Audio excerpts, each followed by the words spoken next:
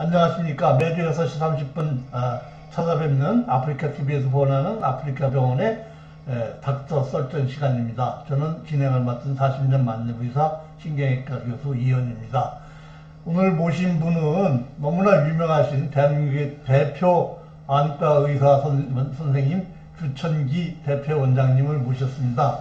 그냥 아무리 바빠도 간단히 원장님을 소개시켜 드리면,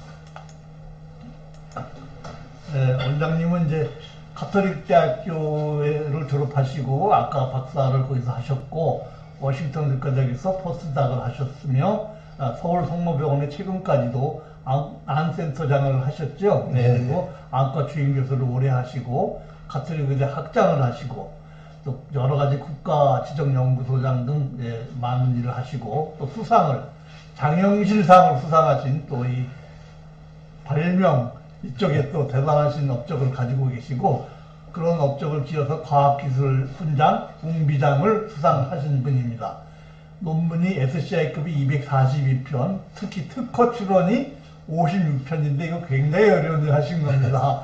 저서가 또 4편이 있습니다. 안과의사로서는 최초로 한국과학기술함일님은 정회원이시죠. 그래서 모시고 오늘 다룰 주제는 이제 시비가 많이 걸리는 주제입니다. 의사가 라식 수술을 안 한다, 이런 소리가 있죠. 원장님. 그래서 이런 좀 민감한 주제를 가지고 오늘 말씀드리겠습니다. 이게 원장님 대표 저서시고요. 뭐 하실 말씀은 그냥 몇 달 나오셔도 모자랄 정도로 많으시고, 원장님 또 소개를 조금 더 드리면, 이분 우리 정신적 지주셨던 김수환 추기경님 각막을 이식하신 분입니다. 추기경님 각막을 다른 사람한테 이식하셨어요. 네, 맞습니다. 최근에는 강남에 독립을 하셔서 CK 성모안과의원을 만드셨고, 약도는 여기 있습니다. 보시면 이제 나중에 찾아가실 수 있습니다. 그래서 오늘 주제는 이제 안과 의사들은 왜 안경을 쓸까? 좋게 얘기를 한 겁니다. 나쁘게 얘기하면 왜 남들은 수술시키고 자기들은 안경 쓰냐? 이거죠. 사실은 그런 질문을 많이 받습니다. 왜냐면 저부터도 안경을 쓰고 있고요. 그래서 환자들이나 보호자분들께서 왜 선생님은 안경 쓰면서 라식 라섹을 권합니까? 얘기를 하는데, 사실은 이제 이 라식 라섹 수술이 우리가 보급된 지가 한 거의 30년 가까이 됩니다. 30년 가까이 되는데, 그동안은 이제 맨 초기 단계, 이때는 사실은 안과 의사들이 굉장히 겁도 많고 또 하질 않고 남의 이제 환자들한테 소개해 주는 것이 굉장히 많았는데요. 사실 요 근래에 보면 이제 안과 의사들도 라식 라섹을 많이 받습니다. 전본부님, 반갑습니다. 안녕하십니까. 저 라식 안 했습니다. 저 생면입니다. 요즘 안과 선생님들도 많이 하시더라고요. 메로나식 쌍쌍바님. 그렇습니까? 사실은 저도 안과 의사는 사실 제 아들도 안과 의사였거든요. 아들 같은 경우도 라섹을 받았습니다. 아들도 눈이 나쁘세요? 그래가지고 받아서 이제 안과 의사를 많이 하는데요. 사실 이제 한 30년의 히스토리를 보게 되면 맨 처음에 라식 라섹이 도입될 때는 사실 안과 의사들 자체도 얼마나 안전한지, 얼마나 효과가 오래 지속될지 이런 것이 이제 불명확했습니다. 근데 사실은 이제 이런 획기적인 수술이 나왔으니까 매스컴에서도 그렇고 안과 의사들도 많이 홍보를 해서 시작을 했죠. 그리고 그때는 사실은 좀 안정성에 대해서 검증이 안 된 상태고요. 그러다 보니까 이제 좀 어느 정도 세월이 지나서 보니까 이것이 안 좋은 경우도 있고 합병증이 있는 경우도 있었습니다. 그래서 이런 경우에는 사실은 그런 또 경험을 갖고 또 시간이 지나서 지금은 어느 경우에 라식 라섹을 하면 되고 어떤 경우는 라식 라섹을 하면 안 되고 이런 것이 완전히 확립이 되어 있습니다. 그런데 사실은 이 매스컴이라든가 모든 이런 홍보 매체에서 맨 처음에 나올 때는 안정성이 검증이 되지 않았을 때는 마치 획기적인 것처럼 홍보를 하게 되고, 또 지금은 이제 완전히 안정성이 검증이 됐는데도 마치 옛날에 나빴던 합병증이 있는 것을 보고 마치 불안정한 것처럼 보도를 하는 경우가 많이 있기 때문에 사실은 많은 시청자분들이라든가 대중들이 그렇게 오해를 하고 있는 것이거든요. 이것도 이제 제가 인터넷에 찾았는데요. 네, 안과 맞습니다. 선생님이신가요? 차이 유명한. 왜 안경 쓰냐? 자기는 이제 이런 시비거든요. 예, 그래서 근데 대만에서 굉장히 큰 사건이었습니다. 네. 레이 차이라 그래서 굉장히 유명한 이 대만 의사 선생님. 네, 굉장히 유명한 의사였고 장군 메모리 호스피탈에서 굉장히 안과가 좀 오래 했던 굉장히 영향력이 있는 안과 의사였는데 이분 자체가 이제 수술 굴절 수술이죠. 라식 라섹을 많이 하다가 한번 TV에 나와서 완전히 반대되는 위험성이 있다 하면 안 된다는 식으로 한번 방송한 게 있어서 대만 전체 안과에서 굉장히 크게 논란이 됐던 이런 적이 있습니다. 그러나 사실은 지금 레이 교수가 했던 것은 극히 일부분이고요. 지금은 뭐 거의 안정성이 완전 확보되어 있다고 보고 또 어떤 경우에 하면 되고 어떤 경우는 하지 말아야 되고 어떤 것을 주의해야 되는 것이 이미 다 확보되어 있는 상태로 보셔도 되겠습니다. 근데 또 하나 재밌는 거는 이렇게 이런 사진을 올리면서 이 유명한 사람들 왜 이 사람들이 돈이 없어 라식을 안 하겠느냐 뭐 이런 얘기예요. 맞습니다. 근데 이제 이게 보면은 저기 뭐 스자스도 그렇고 뭐 이건희 회장님도 그렇고 다 어느 정도 연세가 있죠. 저처럼 이제 사실은 저도 안 하는 이유가 저는 이미 노안이 왔습니다. 그래서 라식 라섹 수술은 어느 때 하느냐면 키 성장이 멈췄을 때, 즉 이제 근시 진행이 멈췄을 때 하는 것이 원칙입니다. 그래서 만 19세 이전에는 안 하는 것으로 돼 있고요. 만 19세가 넘어가면 이제 더 눈이 더 나빠지는 게 없어지거든요. 이럴 경우에는 라식 라섹을 해서 하다가 마흔이 넘어가게 되면 그때 이제 노안이 시작됩니다. 그때는 만약에 멀리서 보는 것이 이제 불편한 부분을 이제 우리가 안경을 안 끼게 하겠다고 라식 수술을 하게 되면 그 다음에는 노안 연고 때문에 가까운데 돋보이게 해야 됩니다. 그래서 그 사람들이 멀리 거 볼 때 졸고 끼는 습관에서 노안이 오게 되면 멀리 거는 졸고 끼고 그 다음에 가까운 데는 벗을 수가 있는데 라식 수술하게 되면 멀리 거는 그대로 잘 보이는데 가까운 데 거 볼 때 돋보이게 쓰게 되죠. 그래서 잃고 얻는 것이 다 마찬가지가 됩니다. 그래서 40세가 넘어가서 노안이 오게 되면 저희가 라섹을 좀 그만하는 것이고요. 지금 저기 대표적인 분들도 거의 다 40이 넘었기 때문에 안 하는 것입니다. 원장님, 근데요, 라식, 라섹 말씀하시고 초창기 때는 엑시머가 있었고요. 그래서 일부 사람들은 내 것이 좋은 것이요, 엑시머가 제일 괜찮다고 생각하는 분도 계시고 해서 근데 라식, 라섹, 엑시머 최근에 스마일 라식 진짜 헷갈리는 것들인데 이거 좀 그러니까 모든 의학 기술이 이제 계속 발달하고 있는데요. 맨 처음에 나오는 것이 이제 PRK라 그래서 엑스모 레이저로 그냥 하는 것만 나왔다가 이것이 이제 통증이 좀 있습니다. 그래서 수술할 때는 안 아픈데 집에 가서 한 3-4일 동안 아픈 것이 많기 때문에 이것이 이제 통증을 줄이는 방법으로 이제 라식이라는 게 나왔죠. 라식은 이렇게 각막이 있게 되면 각막 이제 절편을 이렇게 만들어서 이 밑은 엑스모 레이저로 평평하게 만들어주고 절편을 다시 닫아주는 것. 요게 라식이 되겠고요. 라섹은 이제 요거 한쪽에 상피만 밀고 레이저를 이렇게 해주는 것입니다. 그러다 보니까 이 라식이 나온 다음에 통증은 굉장히 없어지고 좋았는데 실제로 각막을 제끼고 레이저를 하다 보니까 이 남은 각막의 두께가 얇아집니다. 그래서 5년, 10년 뭐 이렇게 지난 다음에 각막 돌출증이라는 굉장히 무서운 합병증을 유발하게 됐었습니다. 그래서 깜짝 놀라서 다시 엑스모 레이저 이걸로 다시 가는 경향이 있었죠. 그러나 이제는 어느 정도 이상 남기면 안전하다는 것이 거의 정립이 되어 있습니다. 그래서 우리가 보통 임상적으로 300 마이크론 이상 남기면 그런 일이 없다. 이런 일이 생겨서 이것이 정립이 되어 있기 때문에 이제는 환자 상태에 따라서 맞춤형으로 어떤 사람은 라식을 하고 어떤 사람은 라섹을 하고 또 이제 최근에 나온 방금 말씀하신 스마일은 이 라식과 라섹의 굉장히 장점을 둘 다 가지고 있다고 볼 수가 있습니다. 라식이라고 하는 것은 좀 더 구체적으로 말씀드리면 굉장히 장점 중에 하나는 시력 회복이 굉장히 빠릅니다. 수술하고 그 다음 날보다 잘 보입니다. 두 번째, 통증이 별로 없습니다. 근데 단점 중에 하나가 이 절편을 만들어 놓고 다시 붙여 놓은 거기 때문에 나중에 우리가 원하지 않는 힘, 즉 예를 들어서 어디 주먹으로 맞는다든가 축구공에 부딪힌다든가 이랬을 때는 이 각막 절편이 흔들릴 수가 있습니다. 근데 몇 년 지나도 흔들릴 수가 있습니다. 그래서 그런 단점이 있는 것이고 라섹은 각막 상피만 밀었기 때문에 사실은 뭐 충격이나 이런 데는 굉장히 아주 안전합니다. 그런데 수술할 때는 안 아파도 집에 가서 한 2, 3일 정도 통증이 있고 라섹이요. 그리고 시력 회복도 한 달에 걸쳐서 서서 일어납니다. 그리고 수술하고 나서 한 2, 3개월 동안은 직사광선을 못 조이고요. 그래서 그런 불편한 점이 있죠. 그러다 보니까 이 두 개의 더 장점을 가질 수 있지 않을까 해서 나온 것이 스마일이 되겠는데 스마일은 약 2.2mm 내지 2.5mm만 절개창을 갖고 안에를 레이저를 한 다음에 그것을 렌티클을 해서 그 안에 부분을 끄집어냅니다. 그리고 덮어주기 때문에 뭐 충격에서도 뭐 굉장히 강하고요.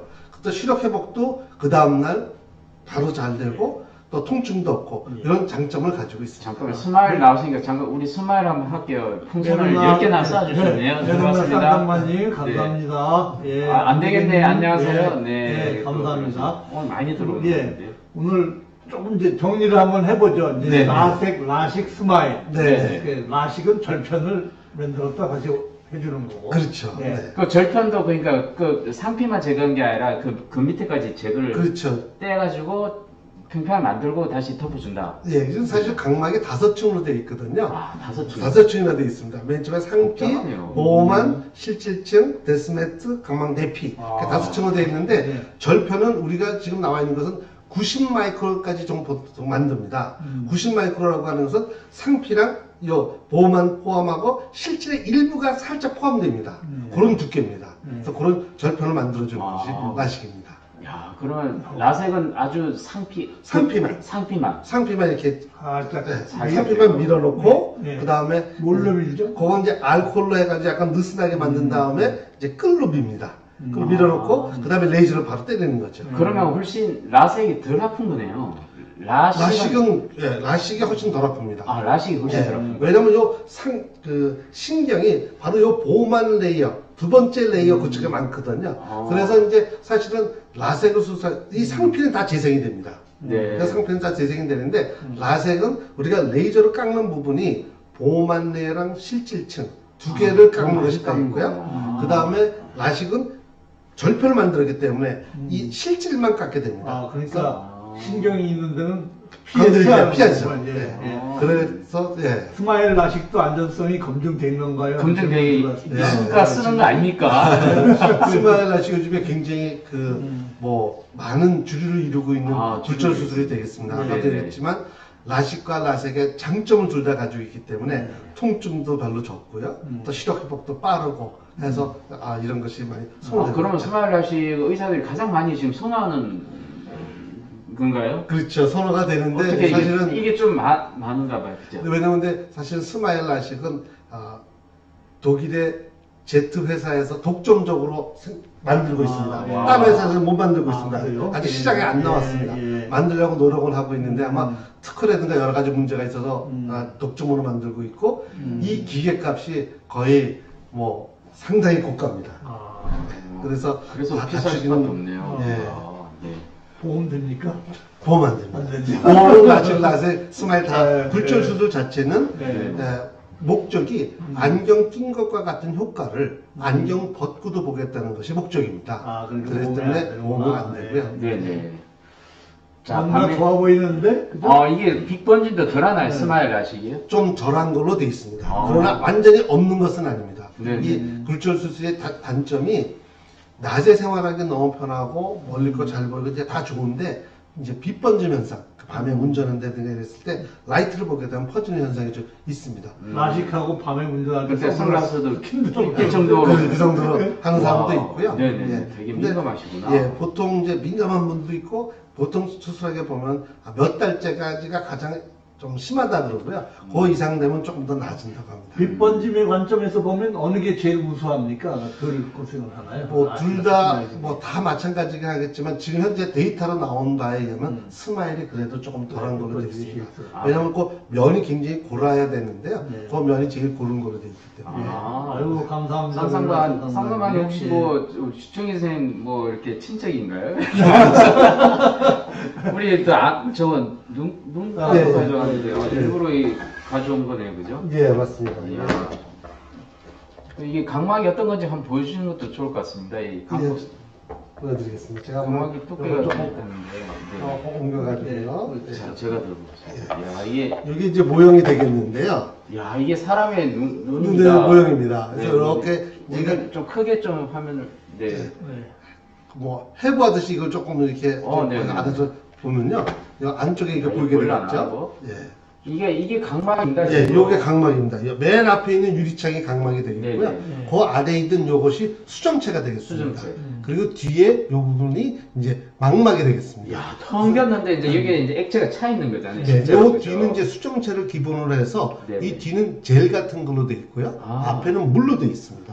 그래서 그렇게 되어 있고, 요 각막은 5층으로 되어 있다고 말씀드렸고. 이게 실제로 좀 두꺼워 보입니다. 그죠? 이렇게 보니까. 근데 요게 지금 보통 한 500 마이크론 정도, 500에서 550 마이크로미터 정도 되니까 0.5mm 정도라고 생각하시면 됩니다. 0.5mm. 원래 이게 눈입니다, 여러분. 그렇죠. 예. 이걸 지금 반으로 싹둑 잘라서 여러분들 보여주는 건데, 여기 앞부분이 바로 망막인데, 망막이 각막인데, 총 5가지 층으로 구성되어 있습니다. 네. 그래서 우리가 라식을 할 때는 요 각막층 중에서 실질층만 이제 좀 얇게 해주는 거죠. 네. 그래야지 이제 원목 렌즈를 낀 것 같은 효과를 볼 수가 있으니까요. 네. 그렇게 해주는 것이고 라색은 이제 상피를 밀고 상피는 어차피 재생되는 거니까요. 네. 보호막 레이어랑 실질층 그러나 굉장히 앞쪽에 있는 거겠죠. 네. 각막 절편에 두께가 없으니까. 실질층이면 여기 실질층 아닙니까? 그죠? 아닙니다.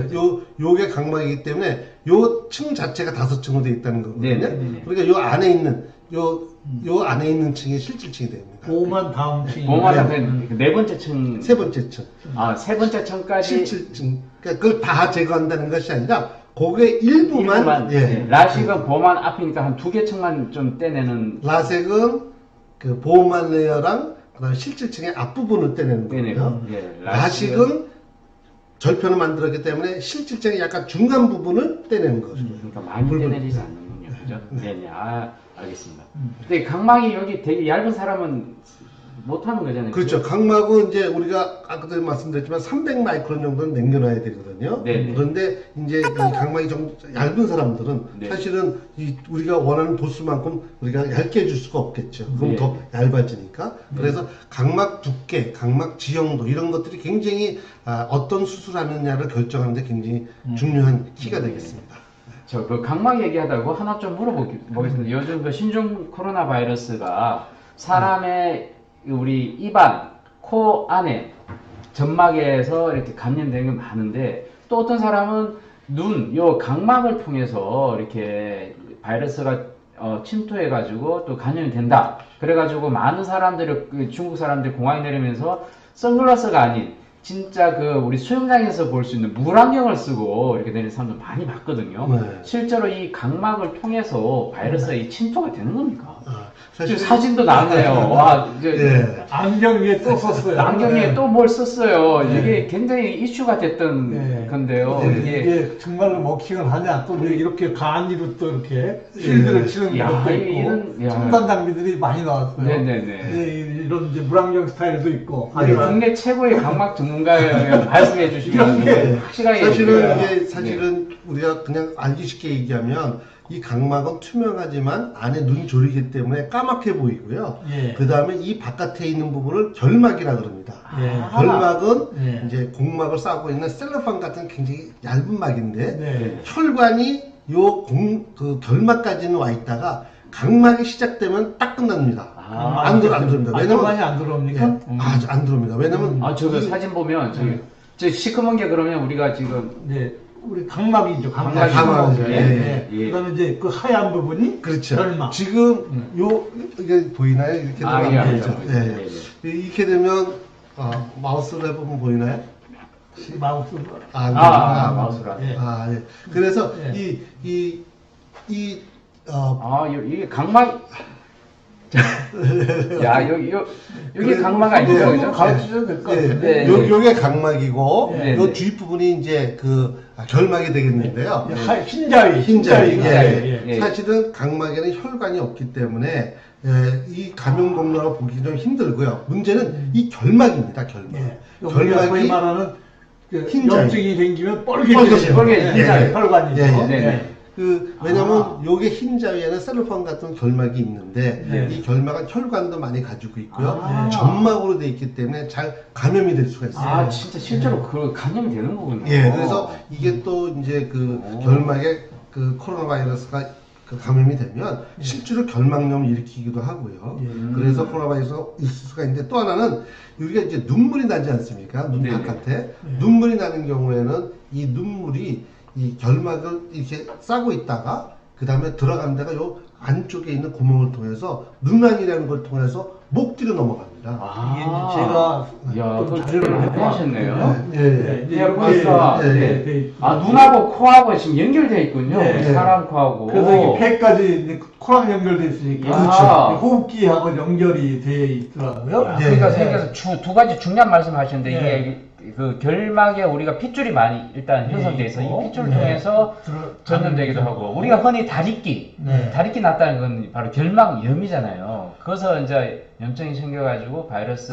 다리끼는 이제 결막에다 안검에 염증이 생겨가지고 이제 곪은 거죠. 그러니까 그런데 이 지금 결막의 염증은 굉장히 그 앞에 눈물이 항상 이렇게 있게 되고요. 이 눈물은 우리가 코 뒤쪽으로 이렇게 연결이 되기 때문에 눈물샘에서부터 코로 그렇죠. 연결돼서 이제 폐까지 연결되는 거죠. 그렇죠. 그래서 이제 폐로 영향을 줄 수가 있는 것이죠. 그렇구나. 우리 이게 막을 어떻게 뚫을까 되게 궁금해했는데 사실 저 코하고 연결돼 있어서 그걸 통해서 바이러스가 침투할 수가 있네요. 목 뒤로 이렇게 연결돼 있어요. 결막에 있는 혈관을 통해서 감염이 되기도 하고 또 직접 눈물샘하고 연결되어 있는 누관을 통해서 코로 들어가가지고 호흡기로 연결되기도 하고. 그러면 선글라스가 아니라 물안경을 쓰긴 써야 되겠네. 그래서 우리가 주의할 때 점이 이제 선생님이 자료를 보내주셨는데 이것 좀 얘기 좀 하고 또 워낙 핫한 이슈니까 이것이 뭐 치료보다는 예방이 굉장히 항상 더 중요한 거니까요. 그래서 예방법을 보게 되면 이제 손을 통해서 눈도 문지르고 손잡이도 잡고 여러 가지 있으니까 30초 이상 손을 좀 깨끗이 씻는 것이 좋겠고요.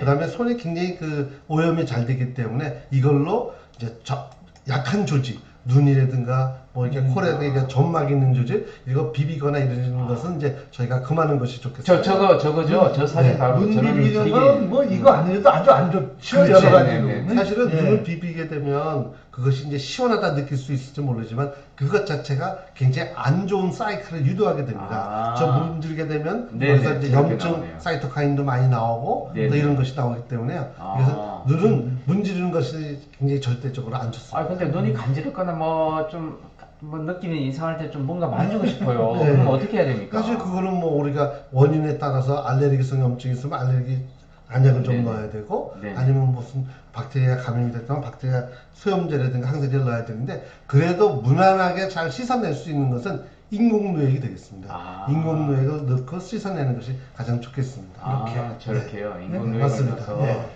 비비기 절대로 손으로 아니면 손 깨끗하게 씻고 비비는 것도 안 좋습니다. 그것도 안 좋습니까? 특히 요즘에 이제 황사도 많고 이럴 때 아주 작은 모래 알갱이 같은 것들이 이제 각막에 붙을 수가 있거든요. 그때 이제 이렇게 문지르게 되면 이것이 더 깊숙이 박혀버리는 효과가 됩니다. 그래서 문지르는 것은 절대 금하고 있습니다. 이제 그 질문 중에 컨택트 렌즈만 껴도 보호가 되느냐라는 질문이 있었어요. 컨택트 렌즈요. 근데 그건 안 될 것 같아요. 안 될 것 같네요. 결막에 핏줄이다 결막에. 바로 누에게 바로 연결되어 있는 걸 막을 수는 없는 거예요. 컨택트 렌즈는 각막을 이제 앞쪽으로 이렇게 이제 접촉하고 있는 건데요.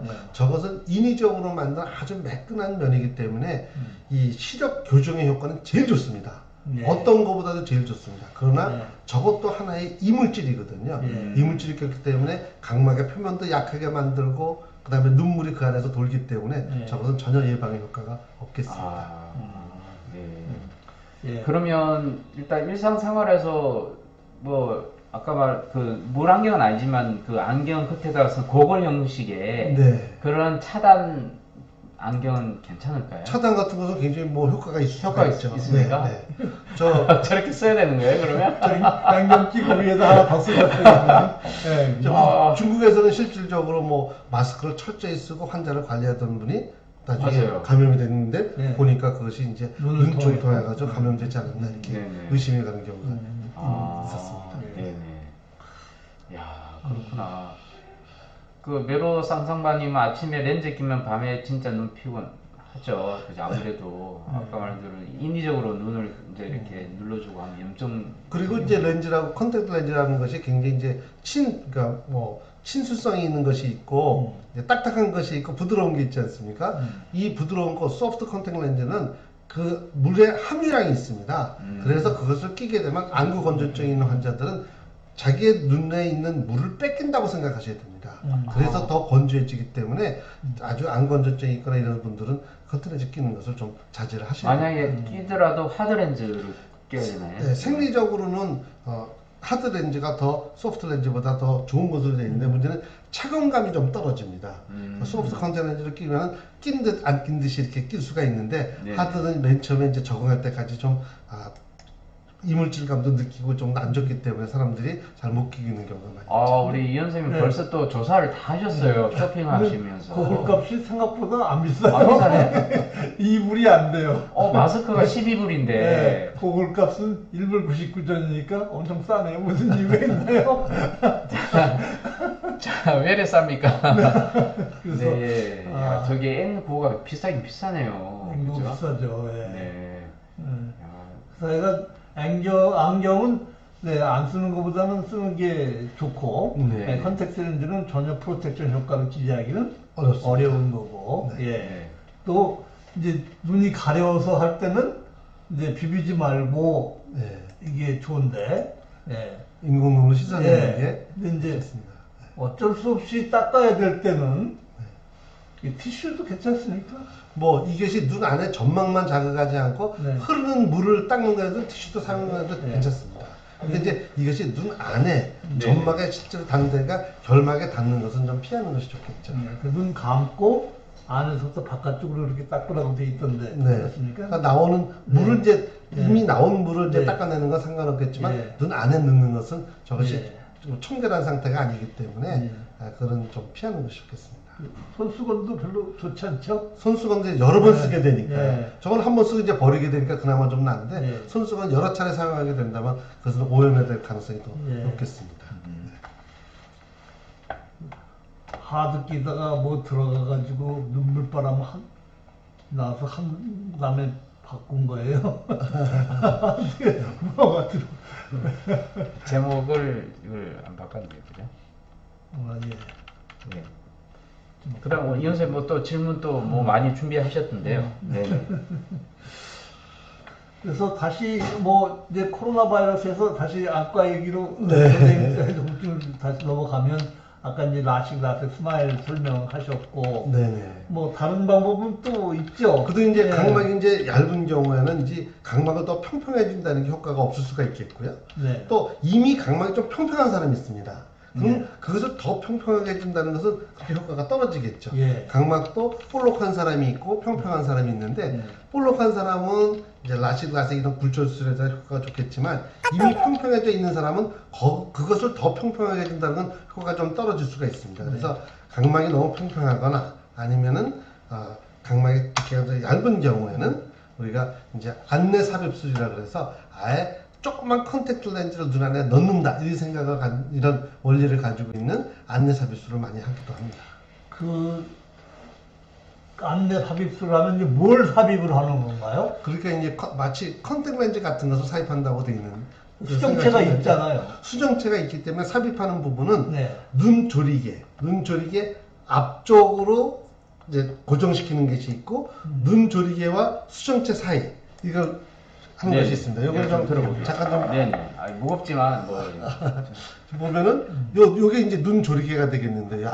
앞부분이요. 네. 네네. 요 눈 조리개에다가 컨택 렌즈를 껴가지고 딱 고정을 시켜 놓는 마치 그런 얘기가 랍스터의 그 가재의 그 집게 발처럼 네. 생긴 것을 딱 요 눈 조리개에 고정시켜 가지고 아예 렌즈를 고정하는 방법이 있겠고요. 네. 또 하나는 요 눈 조리개와 이 수정체 요 사이에다가 그 렌즈를 넣는 방법이 있습니다. 그 두 가지 방법이 많이 사용되고 있습니다. 전방, 후방 그렇게 설명을 하셨는데 그건가요? 네네 맞습니다. 네. 그래서 요게 지금 네. 맞는 그 홍채를 기준으로 앞부분에서는 전방 렌즈 삽입하고 그렇죠. 뒤에서 후방 렌즈 삽입하고. 네. 지금 저 파란 색깔, 초록 색깔이 이제 삽입한 렌즈가 그렇죠. 되는 건가요? 그렇죠. 그래서 파란색이 전방에 속하는 이런 고정 안내 삽입이 되겠고, 또 녹색이 후방에 넣는 렌즈 삽입. 그 요즘 그 백내장 있으신 분들이 수정체를 이제 이렇게 이제 다 없애고 난 다음에 그다음에 백내장 수술하면서 또 이렇게 렌즈 삽입술을 많이 맞습니다. 하지 않습니까? 사실은 네네. 아까 말씀드렸지만 이 백내장이라고 하는 것이 이 부분이 이제 이거 백내장이가 되겠는데 백내장. 수정체가 이제 이것은 도수를 가지고 있습니다. 이것 자체가. 그래서 이것이 굉장히 아주 볼록 렌즈를 가지고 있는 거죠. 그래서 이거를 역할을 하죠 또. 이것이 이제 멀리 거 젊었을 때는 멀리 볼 때는 약간 짤룩해졌다가 가까운 데 볼 때는 볼록해졌다. 이렇게 움직임이 있습니다. 근데 이제 노안이 오기 시작하면 이 움직임이 떨어지게 되는 거죠. 그래서 이것을 이제 노안 변형 수술할 때 이걸 제거하게 되면 이것만 그냥 제거해 놓으면 빛이 들어가서 퍼져서 초점이 맺혀지지가 않습니다. 그래서 요거에 그 굴절력을 가지고 있는 인공성체를 넣어줘야지만이 이제 초점이 맺혀지겠죠. 인공수정체는 무엇으로 되어 있는 건가요? 그거는 이제 여러 가지 재질이 있는데 아크릴레이트로 되어 있습니다. 폴리메틸 메타 아크릴레이트가 이제 그 딱딱한 인공성체가 되고 일종의 플라스틱 비슷한 재질인가요? 사실은 이게 인공성체가 어떻게 맨 처음에 발견됐냐면 맨 처음에 영국에서 제2차 세계대전이 끝나고 나서요. 이제 그 상위 용사들이 병원에 많이 왔습니다. 병원에 와서 보니까 옛날에 헬리콥터 조종사들이 이제 뭐 기관총 싸움도 하고 이렇게 많이 했어서 그 파편이 눈에 튄 겁니다. 그래서 병원에 와서 보니까 파편이 박혀 있는데 염증을 하나도 안 일으키는 거예요. 그래서 이렇다 그러면은 이것이 그 어떤 눈 안에 넣어도 큰 염증이 안 생기겠다 이런 생각을 하게 됐고요. 또 이제 실습을 넣는 의과 대학생이 그때 당시에는 그 교수한테 질문한 겁니다. 옛날에는 사실 이것이 완전히 혼탁될 때 이것을 제거하는 것만 해서 빛만 넣어주는 방법으로 했었습니다. 근데 그때 의과대학생이 질문한 거예요. 교수님 그러지 말고 요거를 렌즈를 이렇게 넣어주면은 좋지 않겠습니까? 그러면 똑같은 초점이 맺혀지는 역할을 해주지 않겠습니까? 그래서 정말 기발한 아이디어다. 그래가지고 이거를 맨 처음에 유리로 만들었어요. 그래서 유리로 만들어서 넣어봤더니 렌즈를 깎아서 넣네. 넣었죠. 실제 넣어서 넣어보니까 유리가 너무 무거워서 뒤로 빠지는 거야 이렇게. 세상에. 그래가지고 의미가 없었어요. 그래서 고민하던 중에 아까 말씀드린 제2차 세계대전 때 이제 이 플라스틱 이 앞에 그 헬리콥터 유리창은 유리가 아니거든요. 거기에 이제 아크릴레이트로 되어 있는데 이것이 파편이었는데 이것은 가벼우면서도 염증을 안 일으키니까 그걸로 이거 인공수치를 만들면 되겠다 라고 시작해서 영국에서 처음으로 만들기 시작한 겁니다. 유래가 그렇게 됩니다. 그래서 요 기능을 가지고 있는 걸 넣어줘야 되는데 과학이 또 계속 발달하다 보니까 이것이 옛날에 초점이 하나다 보니까요. 백내장 수술하게 되면 멀리 거 초점 맞춰주면 가까운 데 거 볼 때마다 돋보기를 껴야 되고 또 가까운 데 거 초점 맞춰주면 멀리 거 볼 때마다 졸보기를 꼈어요. 오목 렌즈를 꼈어야 되지만 이런 아니면 꼈다 뺐다는 불편이 있는 거예요. 근데 과학이 발달하면서 이제 요 수정체를 초점을 2중, 3중 이렇게 다초점으로 만든 겁니다. 다초점 렌즈라는 이거 자체를요? 그래서 안경하고 똑같은 거네요. 근데 안경도 다초점 렌즈 안경이 뜻이에요? 사실은 안경이랑은 조금 원리가 다릅니다. 왜냐면 안경은 우리가 다초점 안경을 낀다는 것은 위는 멀리 거를 보게 해주고 밑에 것은 가까운 데를 보게 해주죠. 그래서 지역으로 나눈 겁니다. 에어리어로. 그래서 왜냐면 책을 위로 이렇게 보는 사람은 없거든요. 다 밑으로 보지. 그래서 밑으로 만드는 겁니다. 그래서 좋았는데 그러다 보니까 불편한 게 생기는 거예요. 예를 들어서 계단을 내려갈 때는 밑을 통해서 저 멀리를 봐야 됩니다. 계단을. 근데 이것은 가까운 데 맞췄으니까 잘 뒤뚱거리고 어지럽게 되는 거예요. 또 누워서 TV를 보려고 하면 밑에 부분을 통해서 TV를 보게 됩니다. 이게 또 초점이 안 맞는 거예요. 그래서 어떤 사람은 안경 거꾸로 쓰기도 하고 뒤집어 쓰기도 하고 막 이랬었거든요. 그래서 이런 원리가 있기 때문에 안경의 다초점은 지역으로 나는 것이고 인공수정체의 다초점은 지역으로 나는 것이 아니라 빛이 들어가면 이 빛이 들어가는 것이 두 개로 짜겨지게 됩니다. 이런 회절형 인공성체가 나와서 그 과학적인 것을 이용해서 하기 때문에 다초점 안정에 잘 적응 못하시는 분들이 다초점 인공성체에 잘 적응 못할 것이다. 이것은 오산입니다. 이거는 전혀 원리가 다른 거기 때문에 색깔이 달라지지 않습니까? 빛이 스프릿 되는데 프리즘처럼? 그렇지는 않고요. 색깔은 네. 그거는 이제 그 크로마틱해서 이제 색깔까지 빠지로 접한안부에서 그게 갈라지는 건 아니고요. 초점을 이렇게 다르기 때문에 요즘에는 굉장히 그런 방법을 많이 사용하고 있죠. 드림 렌즈는 다른 분야예요? 하는 질문이 들어왔습니다. 예. 드림 렌즈라고 하는 것은 이제 그 아까도 말씀드렸지만 굴절 수술은 키가 성장이 멈출 때밖에 할 수가 없습니다. 왜냐하면 어렸을 때 잠깐만 이렇게 어렸을 때 하게 되면 이것이 근시가 잠깐만 진행을 되니까 내가 이 기준을 맞고 각막을 이렇게 얇게 만들어놨는데 그것이 근시가 더 진행되면 이게 안 맞을 거 아닙니까? 그래서 성장이 멈췄을 때 굴절 수술을 하는 것이고, 그럼 19세 만 19세 전에 있는 사람들은 어떻게 해야 되냐? 그때 쓰는 것이 드림 렌즈가 되겠는데요. 드림 렌즈는 밤에 끼고 자는 겁니다. 즉 각막을 좀 평평하게 눌러주는 겁니다.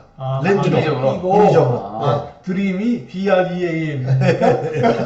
그래서 이걸 눌러주고 아침에 렌즈를 빼게 되면 하루 정도는 이것이 눌린 상태로 그대로 있게 됩니다. 그래서 마치 안경을 끼고 같은 효과를 보는 거거든요. 수술 안 해도 된다는 말은 맞네요. 예, 그래서 그런 식으로 해서 만약 또 근시가 좀 더 진행되면 또 드림 렌즈의 도수를 좀 높여가지고 또 할 수 있고, 그래서 성장기가 멈추기 전까지는 드림 렌즈로 우리가 좀 조정할 수가 있겠습니다. 근데 그거 하다 보면 또 시력이 좋아지는 그런 건 아닌. 그래서 이제 거기서 그런 효과가 있는데 또 하나의 효과는 이것은 아직도 약간 그 컨트로버시합니다. 그러니까 그 논란이 있는데요. 하나는 그렇다 그러면은 많은 부모님들이 우리 애들이 눈이 나쁘면 아이가 근시가 점점 진행되면 앞으로 얼마나 나빠질까를 굉장히 걱정하죠. 그래서 근시 진행을 멈추고 싶다 이런 생각을 많이 하시는데 이 드림 렌즈가 그와 같은 효과가 있다고 하는 학사들이 굉장히 많이 있습니다.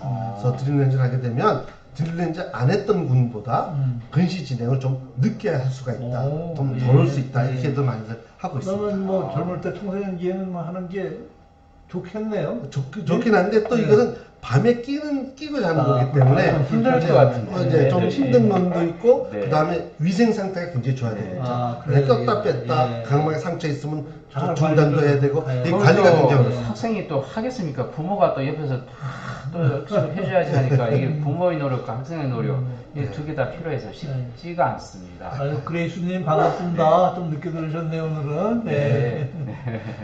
쉬운 게 없다. 네? 맞습니다. 쉬운 게 없습니다. 그럼요, 쉬운 게 어디 있습니까? 근데 어쨌거나 안과가 엄청나게 발전을 했어요. 예, 맞습니다. 예. 보통 보면 이제 그 모든 교수님들 잘 아시지만 모든 수술이라든가 이런 것들이 이 의료기기의 발달과 굉장히 밀접한 관계가 있습니다. 근데 특히 안과인 경우는 이 의료기기의 의존도가 굉장히 높은 수술입니다. 그래서 백내장 수술도 옛날에는 정말 제가 그 트레이닝 받을 때는 일주일 입원했었고요. 그 다음에 수술 끝난 다음에 샌드백을 양쪽에 두고 머리를 못 움직이게 했고, 진짜 눈을 이렇게 수산다는 눈을 열어놓은 것도 교수님들만 볼 수 있고 이런 상태가 됐었는데요. 요즘에는 입원도 안 하고 수술도 30분 정도가 굉장히 잘 지금 이거 뭐 어떤 장면인가요? 이거 이제 점탄물질을 넣고 이제 아마 지금 볼게요. 네. 이렇게 왔다 갔다 해도 돼. 괜찮습니다. 그게 이제 안내 삽입술을 하는 렌즈 삽입술을 하는. 네, 맞습니다. 저게 이제 렌즈죠 지금 넣은 게. 그렇죠. 앞에다 뿌리는 건 뭐예요? 점탄물질. 있습니다. 그래서 저게 이제 각막 내피를 보호해야 되기 때문에 그래서 이제 아까 그 가재 그 집게 발처럼 저희가 이제 눈 조리를 다 거는 거죠. 앵커링을 하는 거죠. 눈 조리가 생각보다 단단합니까? 이게 탄탄합니까? 그래도 저 정도는 버틸 수가 있습니다. 저 굉장히 가볍기 때문에요. 그렇게 되면 이제 움직이지도 않고 저거의 좋은 점은 이제 난시 교정이 확실하다는 거죠. 움직이지가 않기 때문에. 그런데 이제 또 단점 중에 하나는 각막 내피랑 가까워서 각막 내피에 손상을 줄 수 있다. 왜냐면 각막 내피는 재생이 안 되거든요. 그래서 이제 그런 부분에서 수술적인 기술이 굉장히 필요합니다. 저거는 전방입니까? 후방입니까? 아까 전방 렌즈. 전방 렌즈. 그럼 그걸 좀 줄이기 위해서 후방 렌즈를 끼는 겁니까? 후방 렌즈를 끼면은 이제 각막 각막의 내피세포랑 거리가 많이 멀기 때문에 훨씬 더 좋을 수가 있고요. 그럼 그걸 많이 후방 렌즈 삽입이 더 유리한. 더 유리한. 근데 후방 렌즈는 각막 내피랑은 멀어졌지만 수정체랑은 가까워졌습니다. 아이고. 그 수정체가 혼탁되면 굉장히 생기는 거죠. 네. 그래서 그 가능성이 높지는 한데 그렇다고 그렇게 많이 높은 건 아닙니다. 그러나 퍼센테이지로 볼 때는 높은 것이 사실입니다. 그러나 생각해 보면 백내장은 만약에 걸리게 되면 수술할 수가 있습니다. 각막 내피가 망가지면 그때는 각막 이식을 해야 됩니다. 근데 두 개 가격은 비슷한가요? 가격은 비슷할 겁니다. 아, 그렇구나. 이것도 쉽지가 않네. 쉬운 게 하나도 없네요. 이게 뭔가 주기경님 장단점이 각막을 있어서. 떼서 다른 사람한테 이식을 해드린 거죠? 네, 네, 맞습니다. 네. 네. 직접 하셨잖아요. 예. 추기경. 사람들이 렌즈를 이식한 걸로 알고 있는 사람이 꽤 아닙니다. 있어요. 추기경님께서는 그 백내장 수술을 그 전에 받은 상태셨어요. 네, 김상환 추기경 예전에 각막을 이제 그 뭐죠? 근데 안구를 적출해서 거기서 그 각막을 다른 환자한테 이식을 해줬죠. 기다리면 더 좋은 수술이 나오냐? 이것도 정말 핫한 질문 하셨어요? 네, 정말 저도 궁금한 질문인데 좀 더 기다리자. 좀 더 기다리자. 그 갤럭시도 10 나오고 드디어 20 나와서 야, 조금 더 이것도 기다리면 더 좋은 게 나오지 않을까요? 저도 평생 못 봐요. 잘 어떻습니까? 자꾸 말씀하셨지만 네. 이러다간 평생 수술 못 받으십니다. 그래서 네. 지금 나와 있는 수술 기술이 어느 정도까지 발달했냐 생각해 보면 라식 라섹 굴절 수술은요 우리가 완벽한 거를 100으로 본다면 한 95 정도는 나온 것 같습니다. 그래서 나머지 점수가 되게 높아졌네요. 95 좋습니다. 그래서 이 폭이 나머지 더 발달할 수 있는 폭이 한 5 정도밖에 안 되겠다고 보고요. 노안 백내장 수술은 뭐 성공률이 95%라고 얘기하는데 노안까지 만약에 해결할 수 있는 것이 정말 좋은 방법이 없겠냐. 만약에 저는 항상 노안까지 해결하는 방법을 어떤 누가 찾는다면 그 사람은 노벨상을 받았다 이렇게 합니다. 여기 계시지 않습니까? 몇 년 전에 한번 기사가 난 걸 제가 본 기억이 나는데. 근데 그게 완벽하게 제가 얘기하는 건 완벽하게 고치는 걸 얘기하는. 그럼 현재 노안 수술이라고 얘기하는 건 어떤 겁니까? 노안 수술이라고 하는 것은 아까 이 수정체를 딱딱해진 이 수정체를 제거하고 다초적 인공성체를 넣는 건데요. 이것은 원래 워낙 젊었을 때 가지고 있던 짤록해지고 볼록해지는 것까지 간 건 아닙니다. 그러나 그거와 거의 흡사한 효과를 볼 수 있는 거죠. 왜냐면 멀리 것도 초점 맺혀지고 가까운 데도 초점 맺혀지는 거니까 어느덧 보이고 이제는 더 발달해서 컴퓨터 거리까지 초점 맺혀지게 됩니다. 3중 초점이 나와 있습니다. 컴퓨터 거리요? 네, 그러니까 멀리 거 보는 거리, 그 다음에 컴퓨터 한 70cm 정도 거리, 그 다음에 책 보는 거 33cm 거리, 이 3중 초점까지 나와 있거든요. 이 렌즈가 지가 알아서 움직이는 게 아니라 이게 그 빛의 글자를 빛이 들어오게 되면 짜게져가지고 그렇게 초점 맺히죠. 신기하네요. 사실 약시 어지럽진 않습니까 그게? 그게 거의 대부분은 어지러움처럼 호소하진 않고요. 그거의 유일한 단점은 그러니까 라이트를 볼 때 그게 좀 퍼져 보인다는 것이 이제 그것이 하나의 장점입니다. 맥고양님이 무도수 안경 끼는 경우가 있냐고 질문을 하셨어요. 무도수 안경은 뭐 끼는 경우도 있죠. 우리가 요즘 블루라이트 굉장히 나쁘다고 얘기하니까 블루라이트 차단하기도 하기도 하고 또 안경을 끼면 사실 안건조증 있는 분들은 바람막이 구실도 되기 때문에 뭐 그런 것들의 효과는 있을 수 있습니다. 연예인들 많이 끼고 다닙니다. 네, 저 유튜브 많이 봤는데. 사시, 약시, 난시, 근시가 있는데 시력 교정술을 해도 될까? 다 있네. 이제 난시, 근시는 시력 교정술로 교정이 가능합니다. 근시는 거의 95% 이상을 잡고요. 난시는 한 70%, 80%까지 잡습니다. 근데 이 사시 수술은 눈에 하나에 붙어있는 근육이 6개가 있거든요. 이 6개 근육으로 조절하는 거지 굴절력 가지고 하는 것이 아니기 때문에 그렇죠. 사실은 안 되고요. 약시라고 하는 것은 눈의 발달이 잘 안 된 경우입니다. 우리의 눈의 발달은 보통 7살까지를 보고 있는데 7살까지 발달할 때 눈을 잘 써줘야 됩니다. 그러나 어떤 이유에서든 간에 뭐 눈을 가렸다든가 뭐 이런 것 때문에 눈을 사용하지 않게 되면 그쪽은 딴 것이 다 정상이라도 발달하지 않아서 시력이 안 나오는 경우 이런 거는 약시라는 거예요. 신경이 발달이 안 되는 그렇죠.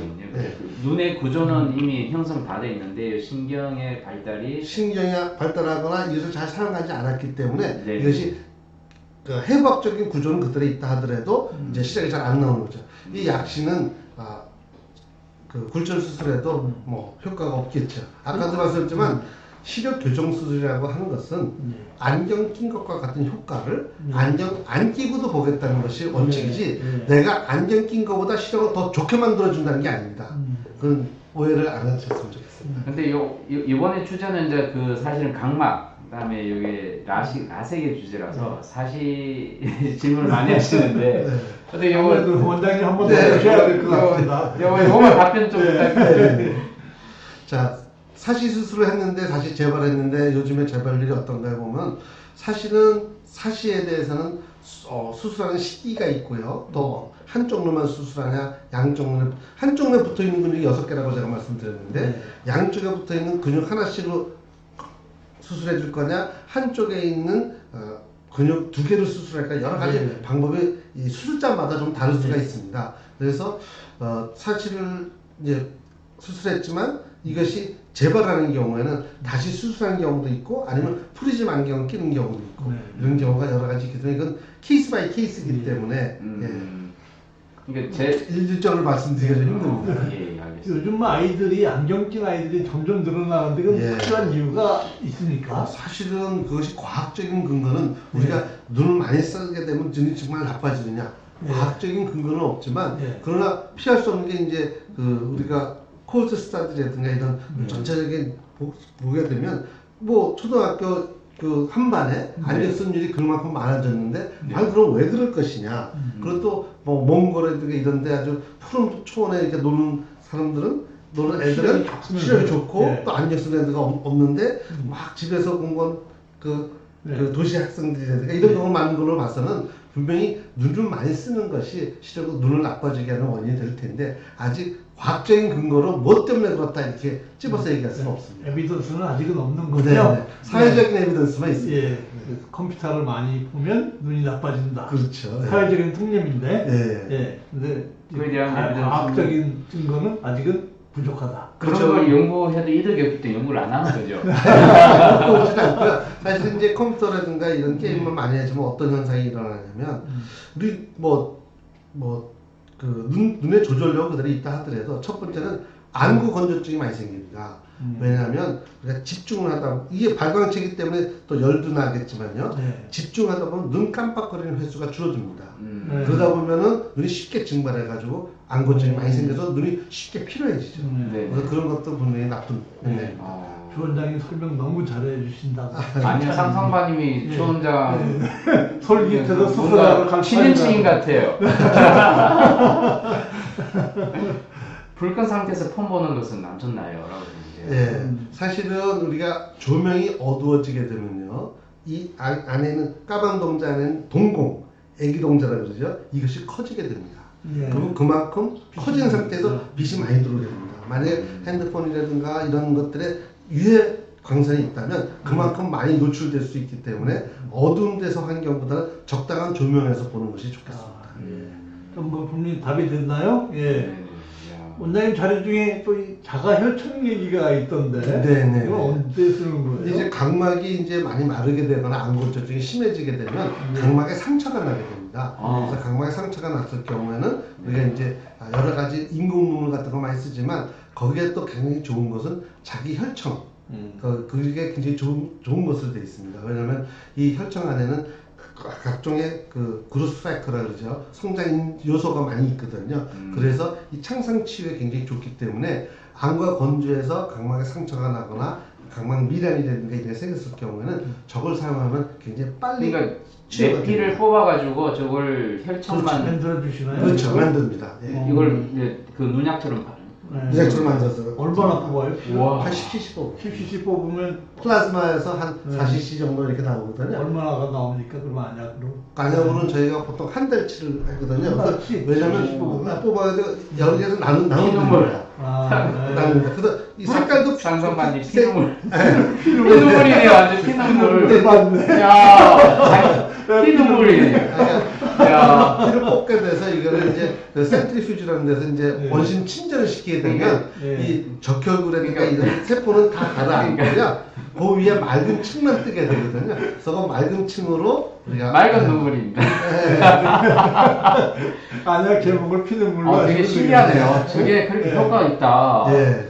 그러면 비싼가요? 아니면 뭐 만들어서 하기 때문에 병원에서 이제 저런 시설을 갖추고 있는 병원에서 다 만들 수가 있고요. 네. 그런데 저거는 이제 왜 여러 가지 이렇게 나누자면 3일 정도 쓰고 버리게 하고 새 거를 쓰게 합니다. 왜냐면 그만큼 창상추에 좋은 영양소가 많다는 것은 그 안에 병원균도 그만큼 잘 자랄 수 있다는 것이거든요. 그래서 깨끗한 데서 만들어 가지고 이제 냉동실에 넣어놓고 한 2, 3일 쓰고 그 다음에 완전히 얼렸다가 완전히 얼리고 집에 가져가면 냉동실에 넣어 보관하고 있다가 쓸 때만 쓰기 하루 전에 내립니다. 냉장실. 하루 전에 내려서 녹인 다음에 한 3일 쓰고 그 다음에 그것도 버리기 전에 하루 전에 또 내리죠. 자연 온도로 녹여야 되겠죠? 전자레인지 돌리면 안 되겠죠? 안 됩니다. 4도씨에 놓으면 하루 정도 있으면 녹거든요.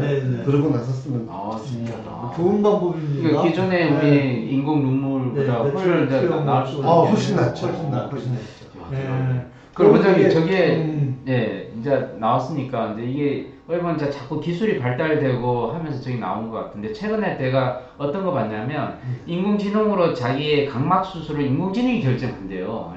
이 사람이 이제 라식이 좋을지 라섹이 좋을지 아니면 맥시머가 좋을지 이런 거 갖다가 인공지능의 각종 데이터를 분석해서 지금 이제 자기의 결론을 내려주는 그런 까지 발달하고 있다는데 어떻습니까? 충분히 가능합니다.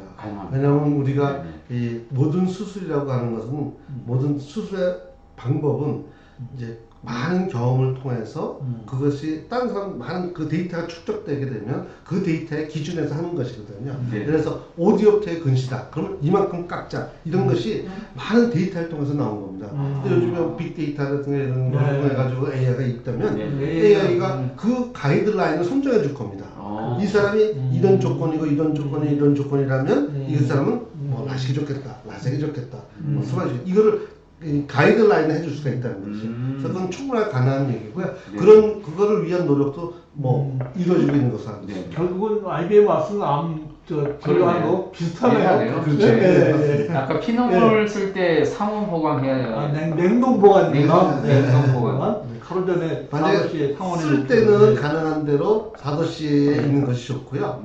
그거를 쓰는 동안 그러니까 3일 정도만 쓰고 제가 바꾸라고 말씀을 드렸는데요. 그다음에 쓸 때도 녹았어도 그럼 냉장고에 보관하는 게 좋겠네. 그렇죠. 가능한데. 병균 안 생기냐? 3일 정도는 괜찮다는 말씀이세요. 관심이 많네요, 이게. 저도 신기했는데 처음 들었는데. 많이 도움이 될 것 같아서. 한번 따로 제가 메디컬 체험으로 한번 좀 체험을 해봐서 소개해보겠습니다. 젊은이들한테 많이 하고 그래서 제가 좀 오늘 주제로 삼아봤는데 이거 각막 이상증 아벨리노 이거 되게 10대 10대에 많은 심각한 실명으로 빠질 수 있는 그런 질환이라고. 저게 이제 시청자층이 젊은 사람들이 많아요. 저게 사실은 이 아벨리노 그 각막 이상증이 저런 상태로 있을 때는 굉장히 나빠지는 것은 아주 심한 타입이 여러 가지가 있는데요. 아주 심한 경우를 빼놓고는 나이가 좀 많이 들어서 더 심해집니다. 그때 가서는 뭐 각막 부분층 이식을 한다든가 깨끗한 각막으로 바꿔줘야 되는데요. 저게 문제를 일으키는 이유는 저렇게 미약한 상태로 있다가 라식이라든가 라섹 같은 엑스머 레이저의 조사를 받게 되면 확 심해집니다. 그렇기 때문에 옛날에는 라식 라섹 할 때 저 검사를 안 했었어요. 그래서 안 하고 저거 하면 나중에 진짜. 근데 저게 이제 사실은 맨 처음에 저게 우리가 그 안과사의 청진기라고 하는 이 세극등 현미경으로 보게 되면 저는 아벨리노의 이상증이 있는지 없는지 자세히 보면 볼 수가 있습니다. 육안으로.